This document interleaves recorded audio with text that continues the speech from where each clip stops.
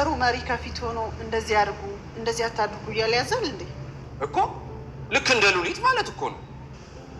እኔ ሳቅ ጀግና መሪ መሀል ገብቶ እንደዚህ እናድርግ እንደዚህ እንስራ እያለ ነው አብሮ የሚሰራው አይደል እንዴ? ታዲያ ምን ልዩነት አለው? በትክክል ሀሳብሽን ወድጄዋለሁ ወይዘሮ ሜላት። ለማንኛውም ሳይመሽ ብንሰነባበት አይሻልም? አዎ እኔም መዘጋጀት አለብኝ።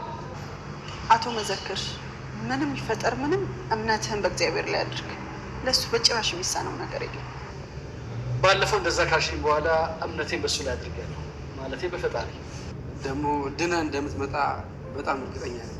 እንግዲህ የሁላችንም ጸሎት ከአንተ ጋር ነው። እርግጠኛ ነኝ በአጭር ጊዜ ውስጥ በጥሩ ጤንነት እንደምትመለሰ።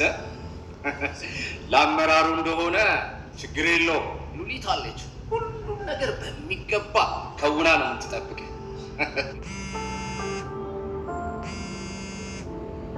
የምትከታተልኝ ምን እንደምፈልግማ ነግሬህ ነበር እኮ አስቀድሜ። የኔ ወንድም ራስን አደጋ ውስጥ እየከተትክ እንደሆነ ግን ታውቀዋል። ደግሞ ምን አድርጌ ነው ራሴን አደጋ ውስጥ የከተትኩት? በየሄድኩበት እየተከታተልክ ነፃነቴን እየነሳኝ ነው። ቆይ ይሄ ነገር ግን ፍርድ ቤት እንደሚገትር አታውቅም እንዴ? ይህን ያህል ካጨናነኩ በጣም ይቅርታ። እኔ ግን እንደሱ አስቤ አልነበረም። አሁን መንገድ ትለቅልኛል? ወንድሜ እመነኝ፣ እኔ ለክፋት አስቤ አልነበረም እየተከታተልኩ የነበረው። ለምንም ይሁን እኔን አይመለከተኝም። እባክህን አንድ ጊዜ ብቻ አዳምጠኝ። ምንም መስማት አልፈልግም። አሁን አሳልፈኝ እያልኩ ነው። እሺ በጣም ይቅርታ። አመሰግናለሁ። ግን አንድ ነገር ልምከርህ። እሺ ምንድን ነው ምክሩ? ከዚህ በኋላ እኔ ባለሁበት መንገድ ባገኘ ማረሚያ ቤት እንድትገባ ነው ማድረግ። ነገርኩህ እኮ እኔ ለክፋት አይደለም እኮ። ለምንም ይሁን እኔን አይመለከተኝም። ከዚህ በኋላ እኔ ባለሁበት አካባቢ ባገኘ ለፖሊስ ደውዬ ፖሊስ ነው የምጠራብህ። ኦኬ? እውነቴን ነው ወንድሜ፣ በልቻለሁ። እንዴ የት ነው የበላሽው? እና ሀና ቤት ሄጄ ነበር እና በዚያው ከሀና ጋር አብሬ በላሁ። ሀና ጋር ደግሞ ለምንድን ነው የሄድሽው? ስለ አንተና ትሁት ስለምትባለዋ ልጅ ልነግራት ሄጄ ነው። እኔ መቼስ ወሬ ሰምቼ እንዴት እሷ ይቅርባት ብዬ። ሰላምዬ ግን ወሬኛ ልጅ የምትባዩ ነገር እውነት ነው እንዴ? እንዴ እኔ የማፍርበት መስሎ ነው? ወይኔ በመድኃኒዓለም ሰላም፣ እቺ ወሬ ለማውራት ስራ አቁመሽ ሄድሽ እንዴ? እና ይሄንን የመሰለ ወሬ ብቻዬን ይዤ ልፈንዳ? በጣም ነው የምትገርሚው። ለመሆኑ ግን ሀና ምን አለች? ይደውልላት ብላለች። እንዴ ለማን? ለትሁት ነው። ቆይ ምን ብዬ ነው የምደውልላት? ያው መጥፋቱ አስጨንቆ የለ ምን ሆና እንደጠፋች ለማወቅ ነው። አይ እኔ አልደውልም። ምናሴ ግድ የለህም ደውልላት። ፍቅር እኮ ዕውር ነው። ደግሞ የሆነ ነገር ሆናስ ቢሆን ምን ትሆናለች? ምን ይታወቃል ብለህ ነው? ድንገት ራሷን አጥፍታ ቢሆንስ? አረ በስመ አብ በይ ሰላምዬ፣ እንደሱ ይባላል እንዴ? ያው የፍቅር ነገር ምን ይታወቃል ብለህ ነው? ያውን ቀልዳውን ትተሽ ይህንን የጀመርኩትን ጫማ ሰፍተሽ ጠብቅኝ። እኔ በልቼ ልምጣ። እሺ ጨርሰሽ ጠብቅኝ። እሺ ሰላም ጤና ይስጥልን። ውድና የተከበራችሁ ቤተሰቦቻችን በያላችሁበት ሰላማችሁ ይብዛ። እንኳን ወደ ቻናላችን በሰላም መጣችሁ። ኖላዊ ድራማ ቀጣዩን ክፍል ይዘንላችሁ መጥተናል። ወይዘሮ ሜላት እንግዲህ በስራው ያጋጠማት ከባድ ችግር ለልጆቿ እየነገረቻቸው ነበረ። ያጋጠማትም ትልቁ ችግር አቶ መዘክር ከሀገር ሊወጣ ስለሆነ በሕክምና በእሷ ከዚህ በፊት እሷን ጥያቄ ባቀረበላት መሰረት አልተስማማችም ነበር። አሁን በእሷ ምትክ ሉሊትን ሊቀጥራትና በእሷ ቦታ ሊሾማተኝ ወስኗል።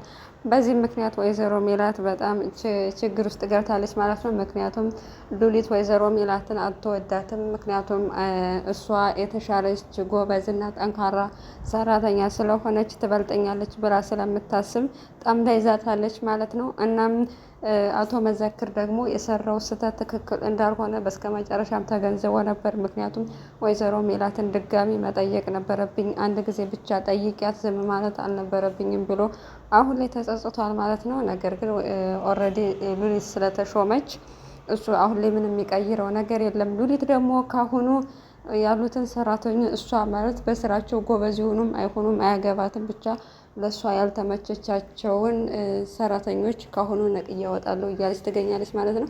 እናም ወይዘሮ ሜላትንም እየተቆጣጠረች ናት። ለምንድነው አርፈደሽ የገባሽው ብላ እየተቆጣጠረቻት ነበር። ወይዘሮ ሜላት ደግሞ እኔም ከዚህ በፊት ነግረሽ ነበር የሚቆጣጠረኝ ሰው አልፈልግም፣ ከፈለሽ ስራሽን ለቅቄልሽ እሄዳለሁ ብላ ነገረቻት ማለት ነው። እኔ ያልኩሽ በስራሽ በሰዓትሽ መግባትና መውጣት አለብሽ፣ ምክንያቱም ይህ ድርጅት በአንቺ ምክንያት እንዲበላሽ አይፈልግም ብላ ነግራታለች።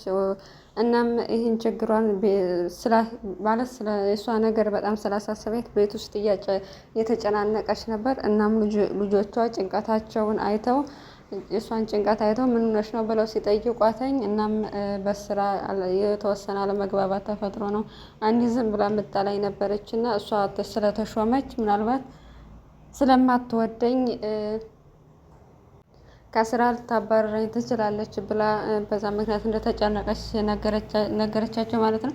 ምናሴም አሁን ላይ እኛ ለራሳችን የምናንስ አይደለም እማዬ፣ ምንም እንዳይጨንቅሽ ከተውሽው ስራውን ማቆም ትችላለሽ ብሏታል ማለት ነው። እናም በልጆቿ በቃ ልጆቿ የዚህን ያክል ጠንካራ ሁና ስላየቻቸው በጣም ደስ ብሏታል ማለት ነው። ምክንያቱም ልጆቿ ከዚህ በፊት ምንም አይነት ስራ ሰርተው ስለማያውቁ ጠንካራነታቸውን ይበልጥ አላወቀችም ነበር። አሁን ላይ ግን በችግር ምክንያት እንደዚህ ጠንካራ ለእናታቸው ጠበቃ መሆን የሚችሉ ልጆች መሆናቸው ስትገነዘብ በጣም ነው ደስ ያላት እና በዚህ ምክንያት ድህነቴን አመሰገንኩት እያለች ነበር። እናም የመጨረሻ የሽኝት የራት ፕሮግራም አድርጎ ነበር አቶ መዘክር ማለት ነው። በዚህ ምክንያት ሁላቸውም ተሰብስበዋል ከሉሊት በስተቀር። እናም አቶ ታደሰ ምን እንዳገኛል አይታወቅም። ከዚህ በፊት እንግዲህ ሉሊትን ከሷ ጎን ሆኖ ስለ ወይዘሮ ሜላት ይከራከርላት ነበር። ወይዘሮ ሜላት በጣም ጥሩ ጠንካራ ሰራተኛ እንደሆነች እና እሷ ምንም አይነት መጥፎ ነገር እንዳላየባት ለሉሊት ይነግራት ነበር እና አሁን ላይ ግን ሉሊት የሆነ ነገር ከስራው እንዳታባረረው ስለፈራ ይመስለኛል እያሽቃበጠላት ነው። እናም በሰላም ደርሰ እንደምትመለስ ተስፋ አደርጋለሁ። በስራ በኩል ደግሞ ምንም አታስብ፣ ሉሊት ሁሉንም ነገር ትቆጣጠረዋለች፣ ምንም ሀሳብ አይግባህ እያለው ነው። እናም በዚህ ምክንያት ወይዘሮ ሜላትም ትንሽ ቅር ብሏታለኝ። በዚህም ቅር ስላላት ሉሊትም አንቺ ግን ከስራ እኔ የስራ እድገት በማግኘቴና በመሾሜ ደስ ያለሽ አይመስለኝም አለቻት። እሷ ግን ያው እኔ ደስ እንዲለኝ መጠበቅ የለብሽም እና ስለዚህም ደስ እንዲለኝ አንቺ መጠበቅ የለብሽም ብላት ነበር። እናም ወይዘሮ ሜላትም አንተ ባለፈው እንደነገርኩ ፈጣሪ ላይ ብቻ ነው እምነትክን ማድረግ ያለብህና በሕክምናው ጉዳይ ምንም አትጨናነቅ ብላ ምክር ቢጤ ሰጥተዋለች ማለት ነው። እናም ሀና ስለደወለችበት ወጥታ ለማናገር ሞክራ ነበር። ወደ ሽንት ቤት ተከትሏት አቶ ታደሰ ሄዶ አንቺን ማናገር ፈልጋለሁ አላት። እናም ይሄ እኮ የሴቶች ሽንት ቤት ነው ብላ መጨረሻ ላይም ማናገር እንደማትፈልግ ነው የነገረችው ማለት ነው። እናም ሁለታቸውም ከሉሊት ጋር ተባብረው እንግዲህ ወይዘሮ ሜላትን ሊጥሏት እየተባበሩ ይገኛል እና አቶ ታደሰም ጠበቃውን እየተከታተለው ነበረ። እናም ድጋሚ የምትከታተለኝ ከሆነ ፖሊስ ይዤብ እመጣለሁ፣ ስለዚህ ለበጎም ሆነ ለመጥፎ መከታተል መብት የለህም ብሎ አስቁሞታል ማለት ነው። በሌላ በኩል ሰላሚናም የምናሴ መፈቀር እንደሰማሽ ቀጥታ ስራዋን አቁማ ሀኒቾ ጋር ሄዳ ነግራታለች ማለት ነው። ሀኒቾም ከራሱ ከምናሴ ካልሰማው አላምንሽም ብላት ነበረ። እሷ ግን ያው ስትሰሚ የምታሚኝ ይሆናል። አሁን ግን ምግብ አቅርቢና እርቦኛል ምግብ እበላለሁ ብላ ምግቧን በልታ ሄደች። ምናሴም እሷን እየጠበቃት ነበር ምግብ ሳይበላ። እሷ ግን በልቼ መጥቻለሁ፣ ምክንያቱም ባለፈው ያልከኝን ወሬ ለአና ልነግራት ስለሄድኩ ከእሷ ጋር በልቻለሁ። ምናሴ በጣም ነው የተናደደባት። አንቺ ግን ምን አይነት ወሬኛ ነሽ? እንዴት ስራሽን አቆመች ትሄጃለሽ? እያላት ነበረ። እናም ስልሷን ደውሎ እንዲያወራት ሁላቸውም እየገፋፉት ይገኛል ትሁትን። እሱ ግን ምን ብዬ ነው ደውዬ የማወራት እያለ እየተጨናነቀ፣ ምክንያቱም ምንም የምላት ነገር የለኝም እና ደውለ ደህንነቷንም አረጋግጥ እያለችው ትገኛለች ማለት ነው ሰላሚና።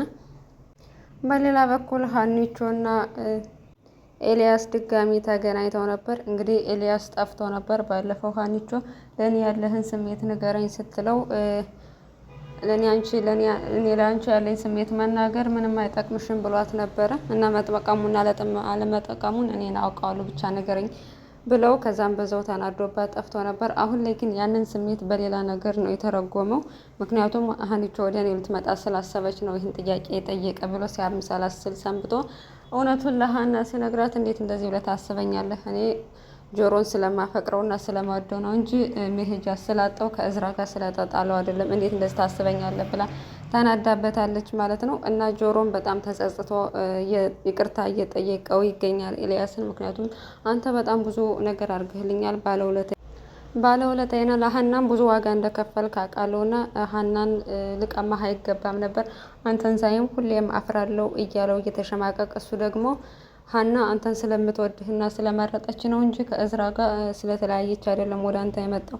ከአንተ እንደውም ተምቹ በለጠ። ምክንያቱም ተምቹ አግኝቶ እንደዚህ ነው ያለኝ ብሎታል። ምክንያቱም ተምቹ ጠይቆት ነበረ ለሀና ያለ ስሜት የሆነ ጠፍቷል፣ ረስተሃታል ወይስ ለጆሮ ብለህ ነው እንደዚህ እያደረክ ያለው ብሎ ስለጠየቀው አይ ጠፍቷል ብሎት ነበር። ጆሮ ግን አላመነውም። እንኳን አንተ ብዙ ጊዜ ያሳለፋችሁት እኔም ትንሽ ጊዜ ያሳለፍኩት ከእርግብ ጋር ረሳሁትም ብሎ ነግሮታል ማለት ነው። እናም አትጨነቅ፣ አታስብ፣ በዚህ ጉዳይ ላይ አንተን በምንም ነገር አልቀየምህም ብሎታል ማለት ነው። እና ኖላዊ ድራማ ቀጣዩን ክፍል ይዘንላችሁ ምን መጣ ይሆናል። አብራችሁን ስለቆያችሁ እጅግ በጣም እናመሰግናለን። በያላችሁበት ሰላማችሁ ይብዛ።